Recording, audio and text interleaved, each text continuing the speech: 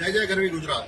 અમે આમ આદમી પાર્ટીના સાથીઓ આજે ગુજરાત યુનિવર્સિટીના કેમ્પસમાં જે સ્પોર્ટ્સ કોમ્પ્લેક્સ બનેલું છે, ખૂબ મોટો વિશાળ સ્વિમિંગ પુલ અહીંયા લગભગ છેલ્લા 6-7 વર્ષથી તૈયાર છે, પણ આજ સુધી કોઈએ અહીંયા સ્વિમિંગ કર્યું હોય એવો દાખલો અહીંયા નથી. અહીંના સ્ટાફે પણ અમને જણાવ્યું. ગુજરાતની કરુણતા ફક્ત ને ફક્ત ફોટા પાડવા માટે, ટાઈફાઓ કરવા માટે અને ભ્રષ્ટાચારનું મોડેલ વિકસિત કરવા માટે આ થઈ રહ્યું છે. આપણે જોયું હશે સીપ્લેન, થોડો ટાઈમ બન્યું, કડર બુશ, હેલિકોપ્ટર, જીપલાઇન, અને અત્યારે નદીમાં જે પેલું રિવર ક્રુઝ ચાલે છે એ પણ બંધ થવાની તૈયારીમાં છે. આટલું મોટું આ ગુજરાતના વિદ્યાર્થીઓના વિકાસ માટે, કલા, સંગીત, રમતગમત માટેની જે પણ વ્યવસ્થા ઉભી થાય છે, તો એનો લાભ કોઈ વિદ્યાર્થી સુધી પહોંચતો જ નથી. 7 વર્ષથી કેટલા રૂપિયા આમાં બજેટમાં લઈને કેટલા રૂપિયાની ભાગ બટાઈ કરીએ છે એ તો ખબર નથી, પણ આજ સુધી આ વિદ્યાર્થીઓને કોઈને આનો લાભ મળ્યો નથી.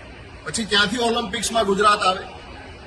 ભવિષ્યની વાતો કરીને મોટા મોટા ખર્ચા કરવામાં આવે છે. ભ્રષ્ટ ભાજપની સરકારને, આના સત્તાધીશોને અમારી વિનંતી છે કે આ સ્વિમિંગ પુલ કોના માટે બનાવ્યો છે, આનાથી આજ સુધી કોને ફાયદો થયો અને આ કોમ્પ્લેક્સનો અત્યારે શું ઉપયોગ થઈ રહ્યો છે તે અંગે જનતાને જાણ કરવામાં આવે અને પ્રજાહિતમાં વિદ્યાર્થીઓના સ્વસ્થ શરીર માટે, એમની પ્રગતિ માટે, એમના કૌશલ્યના વિકાસ માટે મોટી મોટી ગુલબાંગો પુકારવાની બંધ કરી અને ખરેખર આ જે પ્રજાના પૈસે બનાવ્યું છે, પ્રજાના પરસેવાની કમાણીમાંથી જે ટેક્સ આપ ભેગો કરો છો, એના પૈસા અહીંયા જે વપરાયા છે અને છેલ્લા 6-7 વર્ષથી આનો કોઈ ઉપયોગ નહીં થયો. અને મને એવું લાગે છે આ જોતા, આપ અહીંયા વિડીયો જોશો ત્યારે ખ્યાલ આવશે કે અંદર પાણી ભર્યું છે અને પાણી કાઢવા માટે મોટરનો ઉપયોગ થઈ રહ્યો છે.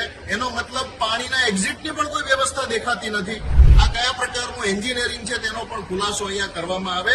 અને ગુજરાતની જનતાને પણ વિનંતી કે આપણા પૈસાનો જે દુરુપયોગ થઈ રહ્યો છે અને ભ્રષ્ટાચાર કરીને જે ઉત્સવોના તાયફા થઈ રહ્યા છે અને આપણું યુવાધન વેડફાઈ રહ્યું છે, આપણા વિદ્યાર્થીઓની, આપણા સંતાનોની, દીકરા દીકરીઓની કારકિર્દી સાથે જે ખિલવાડ થઈ રહ્યો છે એની સામે જાગવાનો સમય આવી ગયો છે.